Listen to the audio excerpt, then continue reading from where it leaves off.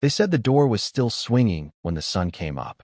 No wind, no storm, no struggle, just a thin wooden door, gently knocking against its frame inside a locked plantation house in coastal Georgia, 1834. And the bed was empty. His name was Samuel Reed. Officially, he did not exist. In plantation records, he was marked only as property number 47. But in whispered conversations among the enslaved, he was known by a different title, the master's favorite. For 7 years, Samuel slept inside the main house, not in the quarters. He dined on leftovers from porcelain plates. He was taught to read scripture aloud in the parlor. He accompanied the master, Elias Whitcomb, everywhere. And then one night, he vanished. No footprints in the dew, no torn fabric, no blood. But the Bible Samuel had been reading was left open on the dining table, to the book of Exodus. Weeks later, something would surface from the marshlands that would unravel not just a disappearance, but an entire belief system buried beneath the soil of Whitcomb County. Because Samuel had not run, he had been taken, and what took him had been waiting long before the plantation was ever built. This is not a story of escape. It is a story of devotion twisted into ritual, of a church that blessed what it did not understand, of a family whose legacy rotted quietly beneath hymnals and Sunday sermons, and of a boy who learned to read, only to discover words older than Scripture itself. The records were burned in 1902. The land was renamed in 1921, but some things were never erased. In the archives of Savannah's abandoned diocesan library, beneath termite-eaten ledgers and baptismal registries, a leather-bound journal remains. Inside it, a single sentence is written over and over again in trembling ink. He opened the door for them. Elias Whitcomb was a religious man. That's what the church said. Born into inherited cotton wealth, Whitcomb prided himself on what he called civilized stewardship. He baptized his slaves. He forbade overseers from using the whip in public view. He donated generously to St. Bartholomew's Parish and funded the construction of its white steeple. But inside the main house, something was wrong. Visitors noted an odd absence. There were no mirrors. Not in bedrooms. Not in hallways. Not even above the wash basins. Servants later testified, in hushed interviews conducted decades after emancipation, that Whitcomb believed reflections were entry points. That glass could thin the boundary between worlds. Samuel was the only enslaved person permitted inside Whitcomb's private study. The study door remained locked at all times. Even Whitcomb's wife, Margaret, claimed she had never entered. But Margaret did hear things. Late at night, when cicadas drowned out human voices, she would wake to a sound like chanting. Not loud, not angry, measured, repetitive, a voice correcting another voice. Again, Whitcomb would say. Then Samuel would repeat whatever words were being taught to him. But they were not biblical passages. In 1849, a carpenter hired to repair storm damage claimed he saw something carved into the study floorboards, symbols that did not resemble crosses or scripture. When he asked about them, Whitcomb dismissed it as architectural experimentation. The carpenter left before sunset. He refused payment. The study remained sealed after Samuel disappeared. Even when Whitcomb died suddenly of what doctors described as ruptured humors in 1835, the room was nailed shut instead of inventoried. That decision would haunt the Whitcomb bloodline. Because 12 years later, when the house passed to Elias's nephew, the boards were finally pried open. And what lay beneath them was not rot. It was deliberate. Carved deep into the foundation beams were the same symbols the carpenter described, surrounding a hollowed space beneath the house. A space large enough for a body, or something waiting to become one. St. Bartholomew's Parish still stands today, though the original wood was replaced after a suspicious fire in 1898. Official church records from the 1830s are meticulous: baptisms, marriages, tithes. But there are gaps. Entire Sundays missing from the registry. Dates where no sermon topic is recorded. Just a single line. Private observance. Father Nathaniel Crow served as parish priest during Samuel's disappearance. Crow and Whitcomb were close. Some said inseparable. Crow frequently visited the plantation after dusk. Parish boys claimed they saw a lantern light flickering inside the Whitcomb study long after midnight. Years later, Crow's own diary was discovered sewn into the lining of a prayer cushion. Most entries were mundane, but one, dated September 3, 1834, 3 days before Samuel vanished, reads, "The vessel is nearly ready." The boy learns quickly. Elias believes the alignment will hold. Alignment of what? Crow never elaborated. After Samuel's disappearance, Crow delivered a sermon on obedience. He spoke of Abraham and Isaac, of sacrifice as divine necessity. Witnesses later recalled that Whitcomb wept openly in the front pew. No one questioned the sermon. No one questioned why Samuel's name was never mentioned again. In fact, parish records list Samuel as transferred to Savannah the week after he vanished, though no sale ledger confirms this. By 1836, Crow requested reassignment to a northern diocese. He died in Pennsylvania 2 years later. Official cause: fever. Unofficial rumor: he stopped speaking entirely in his final months, except to mutter the same phrase repeatedly. He opened the door. The church burned his personal effects. But they missed one thing. Inside the crawlspace above the altar, hidden behind loose beams, a cloth bundle was discovered during renovations in 1923.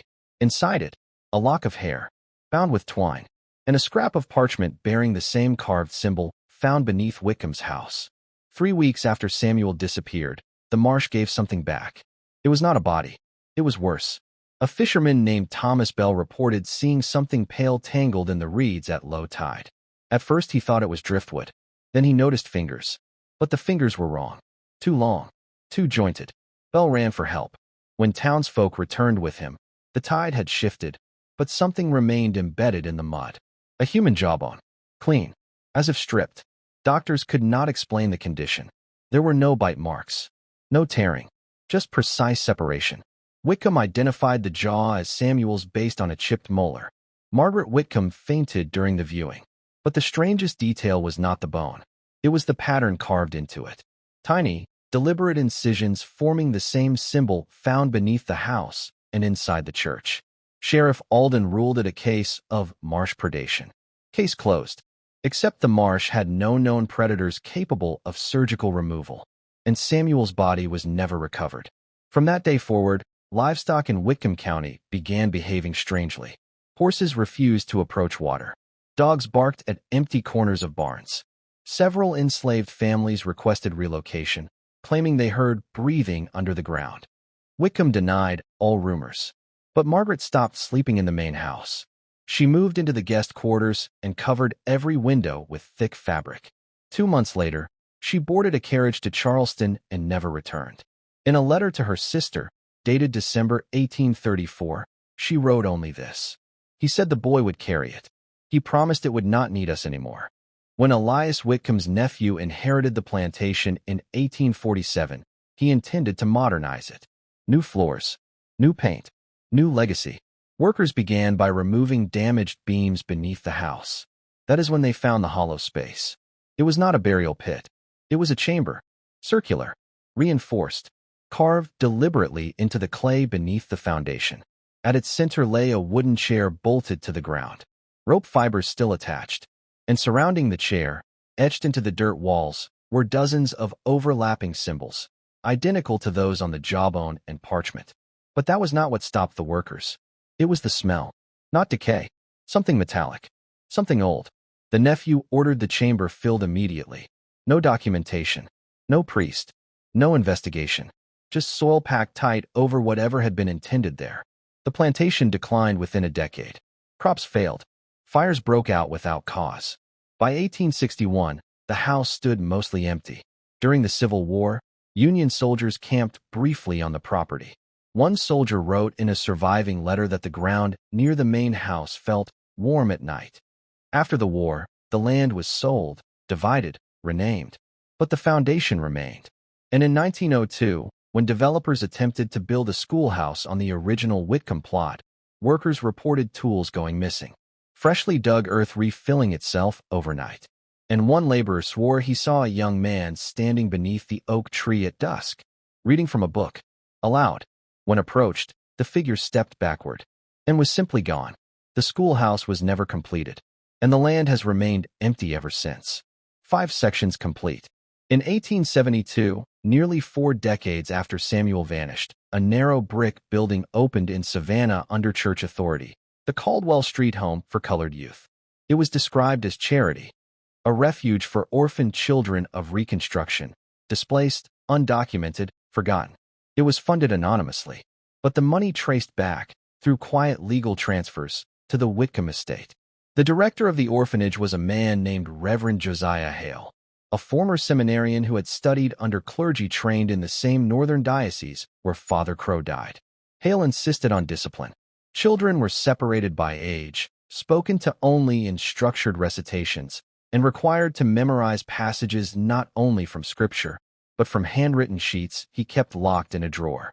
Former residents would later describe those sheets as Bible words that didn't feel like Bible words. They spoke of repetition, chanting, corrections. Again, Hale would say, just like Whitcomb. In 1881, 3 boys disappeared within 6 months. Official explanation, runaways. But no travel records, no sightings, no letters. The orphanage cellar was rarely entered. Hale claimed it flooded easily. But in 1890, when a city inspector demanded repairs, workers uncovered something beneath the floorboards. A circular pattern carved into the brick foundation. Not decorative, not structural, intentional. The same symbol, overlapping, repeated, pressed into mortar while it was still wet. And at the center of the circle, a reinforced iron ring bolted into stone. Hale resigned abruptly that year. He left no forwarding address. The orphanage burned down 2 years later. Witnesses said the fire moved strangely, low and concentrated, as though drawn toward the cellar. Nothing recognizable was recovered from the debris, except for one small object found weeks later in the ash. A Bible, water-damaged, open to Exodus, and inside the margin, written in a child's unsteady handwriting. He says we are doors. In 1911, a theology student at a small Georgia seminary stumbled across a bundle of misfiled documents while researching regional church history. The student's name was Daniel Price. Inside the bundle were letters exchanged between Father Crow and Reverend Hale, decades apart, but unmistakably connected. Crow's handwriting was delicate and precise. Hale's was sharp, hurried. One letter dated 1871 read, "The first vessel failed. The second may hold longer. You must teach them the alignment before the alignment teaches them." Price was unsettled. He brought the letters to his professor, who dismissed them as metaphorical mysticism. But Price wasn't convinced. He continued digging, and what he found chilled him. Beneath St. Bartholomew's parish records, buried in diocesan financial archives, were recurring payments labeled structural reinforcement. Not for churches, for private residences, including the Whitcomb estate, including the Caldwell orphanage. Each payment authorized under a coded reference, Project Doorway. Price documented everything in a journal. He noted the repeating symbol. He sketched it, and he wrote a single question beneath it. What if Samuel was not the sacrifice, but the key? 2 weeks after submitting a formal inquiry to the diocese, Daniel Price withdrew from the seminary. He told classmates he felt unwell. He returned home to Macon, and within a month, he drowned in a shallow river not far from his family's farm. Official ruling, accident. But his mother claimed Daniel had stopped sleeping, that he spent nights muttering in languages she did not recognize, and that days before his death, he carved a symbol into the underside of his bed frame. The same one. The one carved beneath Whitcomb's house. The one burned into the orphanage cellar. The one etched into Samuel's jawbone. By 1921, Whitcomb County no longer appeared on official Georgia maps. It had been absorbed, renamed, redistricted. Locals referred to the old plantation land only as the low ground, a place livestock avoided, a place where wells tasted metallic, a place children dared each other to run across at dusk. In 1923, when St. Bartholomew's underwent renovations after its earlier fire, workers discovered the cloth bundle above the altar, the lock of hair, the parchment scrap. The parish priest at the time ordered the items sealed and sent to diocesan archives. But the archive inventory makes no mention of them. They vanished between receipt and catalog. In the same year, a local schoolteacher named Clara Bennett began collecting oral histories from elderly black residents whose grandparents had lived through the plantation era. One testimony stood out. An old woman named Ruth claimed her grandmother had known Samuel personally. He wasn't afraid, Ruth said. He thought he was chosen. According to family memory, Samuel believed Whitcomb was teaching him something sacred, something about carrying light into dark places.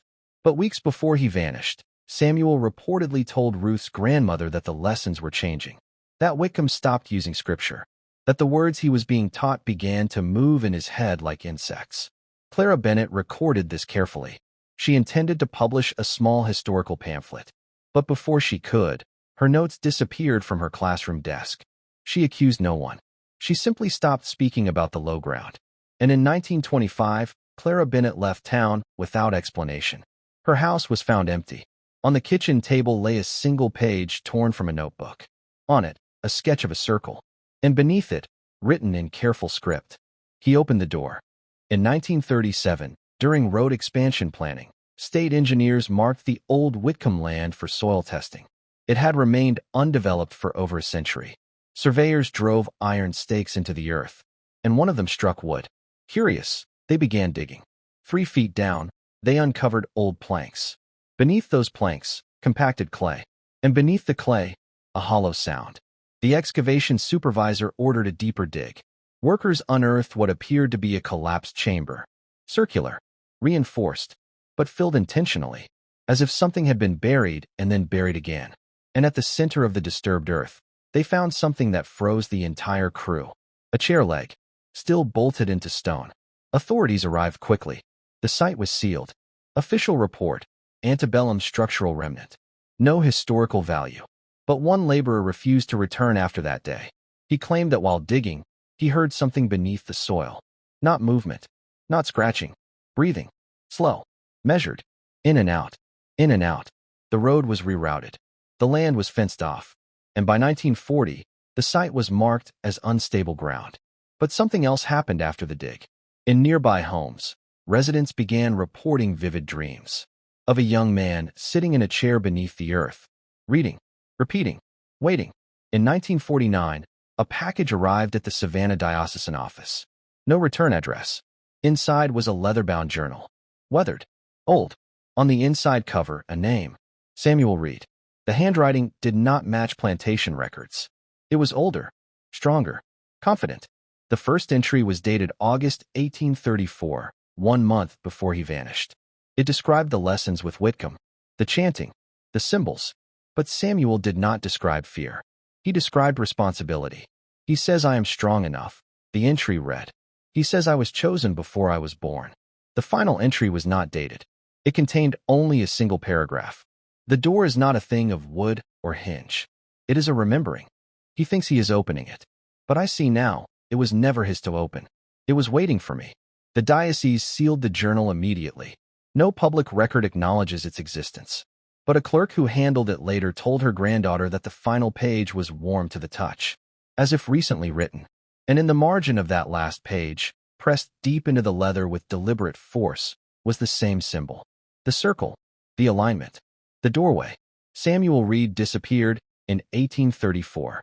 No grave, no record, no body. But the land still refuses foundations. The church still omits certain sermons. And every few decades, someone finds the symbol carved where it does not belong. On a beam, in a cellar, beneath a bed. Some believe Whitcomb tried to summon something ancient. Others believe Samuel became it. But the most disturbing theory is this. The ritual did not fail. It worked. And whatever was meant to come through is still learning how to speak. The phrase Project Doorway was never meant to be found. It appeared only in financial ledgers, abbreviated and disguised among roofing repairs and hymn book orders. But once Daniel Price had written it down in 1911, the words began to surface elsewhere, as though repetition itself gave them weight. In 1938, a junior archivist named Mildred Goss was tasked with reorganizing diocesan financial records in Savannah. She had no interest in theology. Numbers were safer, predictable. But as she sorted brittle pages into chronological order, she noticed something strange.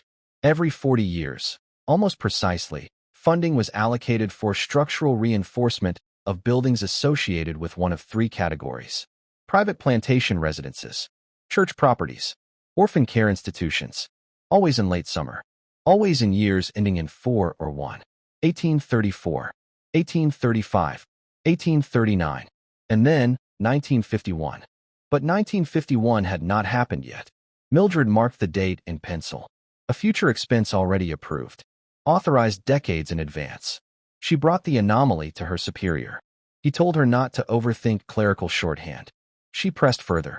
Within a week, she was reassigned to parish correspondence. Within a month, the 1951 allocation vanished from the ledger. The page had been removed with surgical precision. But Mildred remembered the figure. It was larger than any previous reinforcement expense. 3 times larger. Something was being prepared, and not for maintenance. For expansion. When Mildred retired in 1950, she took nothing from the archive, except a single scrap of paper where she had copied the projected 1951 funding code. She kept it tucked inside her Bible, and every year until her death in 1972, she circled the month of September. What kind of belief convinces a man that a human being can become a doorway?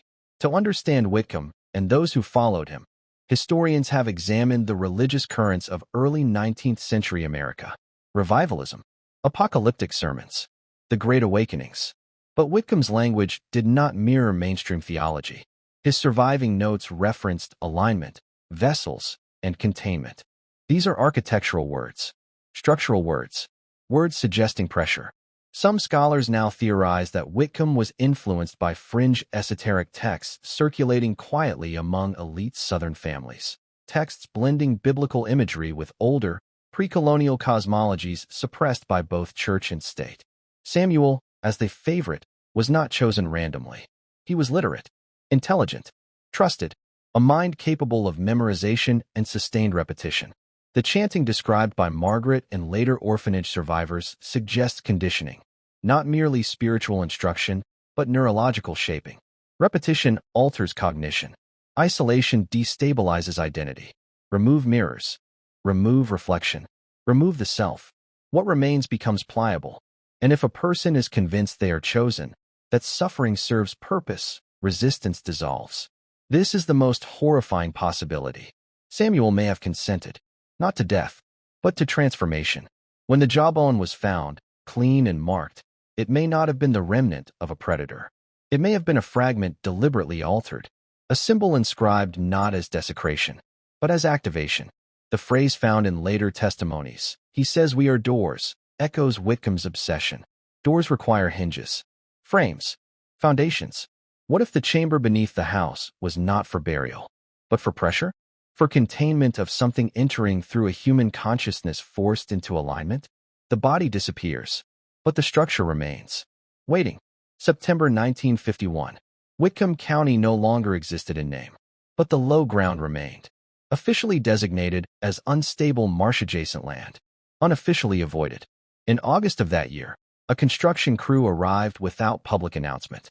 No signage, no newspaper notice, just trucks, equipment, and crates delivered under diocesan authorization. Residents in nearby communities reported night work. Floodlights illuminating the oak tree that once marked the plantation's center. The work lasted exactly 9 nights. On the 10th morning, the trucks were gone. The ground looked undisturbed, except for one detail.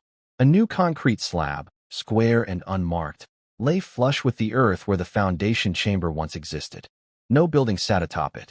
No dedication plaque. Just concrete. In November 1951, St. Bartholomew's Parish hosted a private vigil. Closed doors. Attendance by invitation only. No sermon recorded. No minutes taken. But an elderly parishioner later told her grandson that during the vigil, the congregation repeated a single line in unison. Not from scripture. From memory. He opened the door.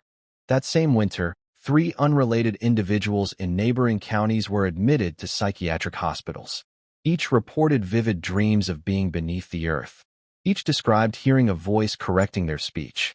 Again, it would say, one of them, a schoolteacher named Arthur Lowe, carved a symbol into the wall of his hospital room before being restrained. The symbol matched the one in the foundation, matched the one in the orphanage cellar, matched the one in Samuel's journal. Project Doorway did not end in 1834, or 1871, or 1911.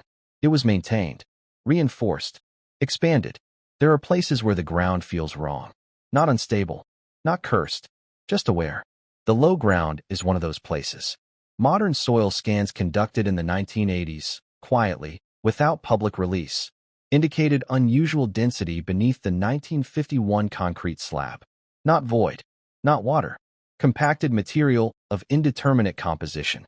When a graduate geology student attempted to request access to the data in 1987, her application was denied under archival restriction. She changed research topics. The oak tree that once stood near the original foundation was struck by lightning in 1964. It split clean down the middle. Local teenagers reported that even decades later, compasses behave strangely near the concrete slab. Animals avoid it. Birds do not perch on it. And during heavy rain, water flows around it rather than over it, as though the earth itself refuses contact. In 1999, a local journalist began investigating rumors tied to the Whitcomb property. She interviewed descendants of enslaved families. She tracked church financial anomalies. She uncovered references to Project Doorway. Her name was Evelyn Grant. She published nothing. In 2001, her car was found abandoned near the low ground. No sign of struggle. No body recovered. Inside the glove compartment was her recorder. The final audio file contained only static. And beneath the static, faintly, a voice. Measured. Correcting. Again. If this story were about a monster, it would be easier to close. But monsters suggest interruption. This was continuation. A system. Whitcomb may have believed he was initiating something sacred. Crow may have believed he was sanctifying it. Hale may have believed he was preserving it. But systems outlive belief. They become habit. Tradition. Budget line items approved without scrutiny. The symbol persists because it is repeated. The phrase persists because it is memorized. He opened the door. The most unsettling detail in Samuel's recovered journal is not the final entry. It is a line written earlier, often overlooked. I am not alone when I speak the words. That line suggests response. Not hallucination. Not imagination. Response. If a consciousness was shaped, aligned, emptied of self through repetition and isolation, what entered may not have required physical survival. The body vanishes. The structure remains. Reinforced every 40 years. Maintained. Expanded. And perhaps the concrete slab poured in 1951 was not sealing something in, but anchoring something down. The final ledger entry for Project Doorway, before records cease entirely, contains one notation scribbled in the margin. Infrastructure complete. No further funding allocated. No further reinforcement required. As if whatever needed structure no longer did. 5 more sections remain. And what follows is not excavation, but implication. Once you remove the names, the pattern becomes easier to see. 1834, 1835, 1836, 1837, 40 years, 40 years, 40 years. But 1951 broke the rhythm. Because nothing followed in 1991. No funding, no reinforcement, no private vigil recorded, no structural repairs logged. For over a century, something required maintenance. And then suddenly, it did not. That detail disturbs historians more than anything else. Maintenance implies containment. Containment implies pressure. If you stop reinforcing a structure, it's because either the threat has ended, or the structure is no longer needed. In 1991, satellite imaging was still primitive. There were no viral posts, no drone footage, no online investigators. But that year, 2 unrelated events occurred near the low ground. First, a minor earthquake was recorded in coastal Georgia, too small to cause damage, but unusual for the region. Second, St. Bartholomew's Parish reported a sudden decline in attendance after a single unannounced Sunday service. No sermon transcript survives, but 3 attendees later described the same sensation. A low vibration during prayer. Not heard. Felt.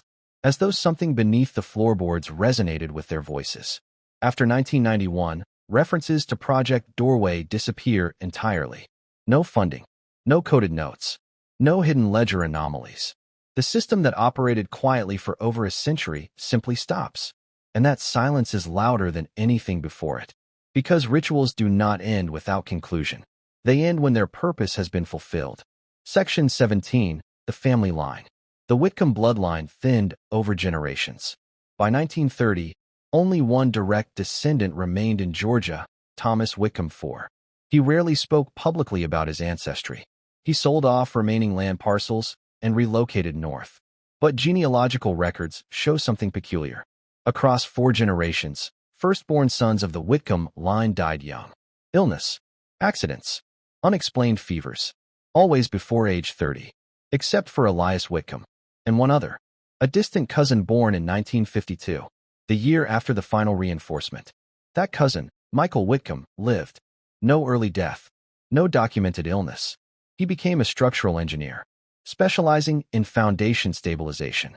In 1990, Michael Whitcomb consulted on a private construction project in coastal Georgia. The location of the project is sealed under non-disclosure agreements, but property records confirm the land was purchased under a trust connected to the Savannah Diocese. The coordinates align with the low ground. Michael Whitcomb died peacefully in 2018 at age 66. No children, no public statements. But among his archived papers, donated quietly to a university engineering department, was a notebook. Inside were calculations, load-bearing estimates, pressure tolerances, and on the final page, a hand-drawn circle, perfectly proportioned, with one note written beneath it. No further reinforcement required. Linguists and historians have debated the origin of the recurring symbol for decades. It is not purely Christian, not purely African, not Masonic, not indigenous.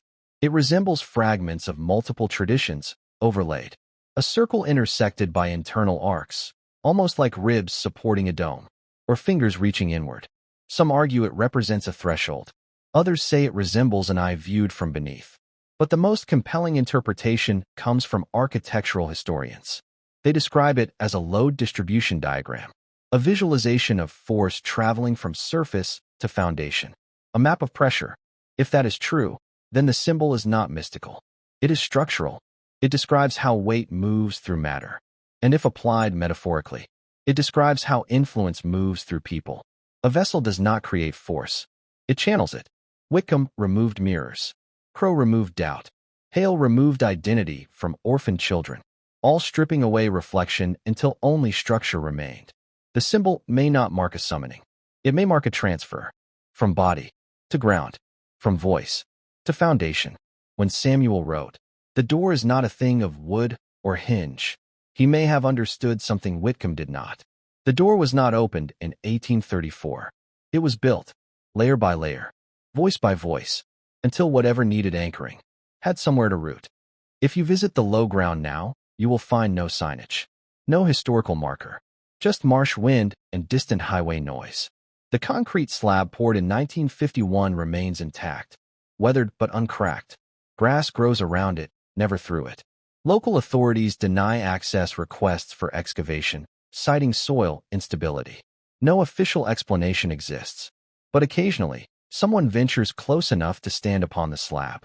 They report nothing dramatic. No apparitions. No voices. Just a sensation. Like standing above a vast, quiet reservoir. Not empty. Contained. In 2016, a college film crew attempted to document the site for a regional history project.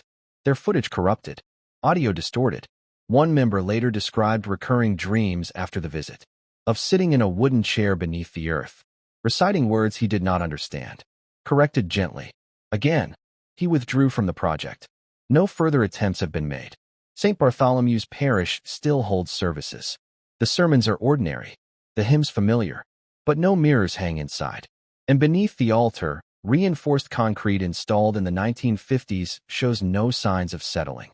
As if the ground below it is perfectly stable, perfectly supported. History prefers clean endings. Bodies found. Records sealed. Villains named. But this story resists closure. Samuel Reed vanished in 1834. His jawbone surfaced weeks later, marked with a symbol that should not exist. A chamber was carved beneath a plantation. An orphanage repeated the pattern. A seminary student drowned after asking questions. A journalist disappeared. A foundation was reinforced every 40 years until it no longer needed reinforcement.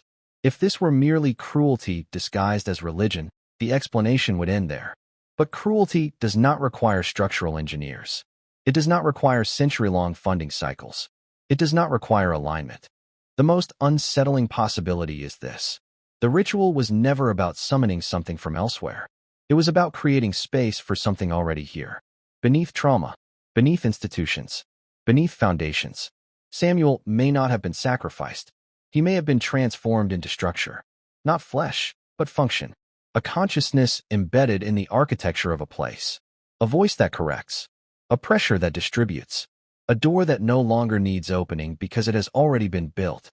If you stand on the low ground at dusk, the wind moves in slow circles. Measured, repetitive, and sometimes, only sometimes, you might feel the faintest sensation beneath your feet. Not movement, not rising, just the awareness of weight. Balanced, as though something below is holding, waiting not to emerge, but to be remembered. And if you ever hear a voice in your thoughts correcting your words, softly, patiently, do not answer, because doors are not always meant to be opened. Sometimes, they are meant to remain load-bearing, and some foundations were never meant to be disturbed.